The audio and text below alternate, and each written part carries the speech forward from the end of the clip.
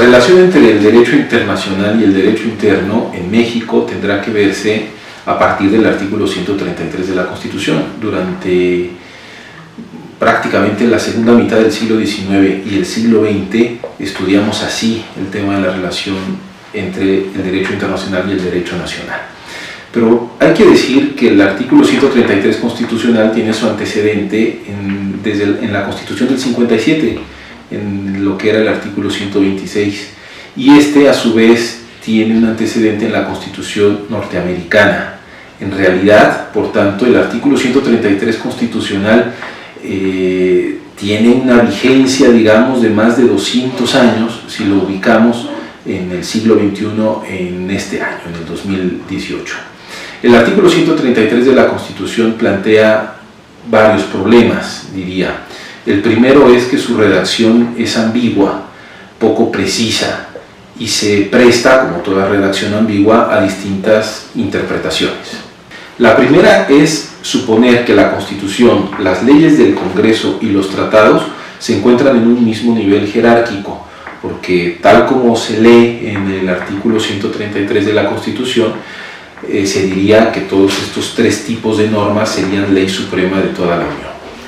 La segunda interpretación es que se formaría una suerte de bloque de constitucionalidad, lo que hoy entendemos como bloque de constitucionalidad, en donde estas tres leyes o tres tipos de normas estarían en el mismo bloque, sin resolver necesariamente cuál es la preeminencia o la jerarquía dentro del bloque, es decir, si las leyes del Congreso estarían por encima de los tratados o si los tratados estarían por encima de las leyes del Congreso.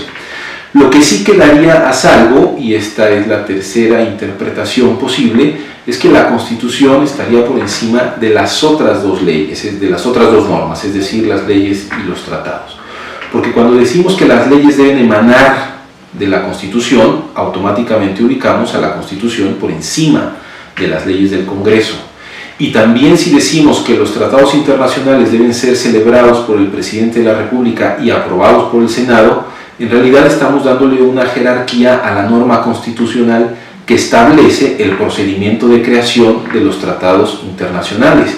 Es decir, en esta última interpretación usamos un argumento profundamente kelseniano, que establece que las normas son superiores cuando establecen un procedimiento de creación de otras normas que serían las inferiores. Así pues, la Constitución estaría por encima y debajo estarían las leyes del Congreso y los tratados internacionales.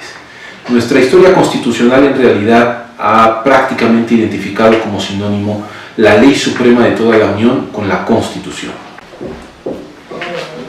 La interpretación que el Poder Judicial de la Federación ha hecho durante el México revolucionario y postrevolucionario, digamos, el de la vigencia de la Constitución del 17, ha tenido distinto sentido respecto de la jerarquía de los tratados internacionales.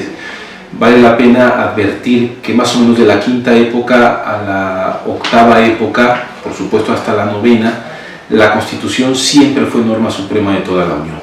Pero en la octava época hubo un criterio en donde establecía que los tratados internacionales estaban al mismo nivel de las leyes del Congreso. Y en la novena época se discutió justamente si los tratados podrían estar por encima de las leyes del Congreso. En ese criterio de 1999, justamente lo que se confirmó dentro de la novena época es que los tratados internacionales deberían ubicarse por encima de las leyes del Congreso, pero siempre debajo de la Constitución. En esa ocasión, al ser un tema prácticamente del nuevo milenio, se discutía la posibilidad de la doble sindicación de trabajadores controladores aéreos.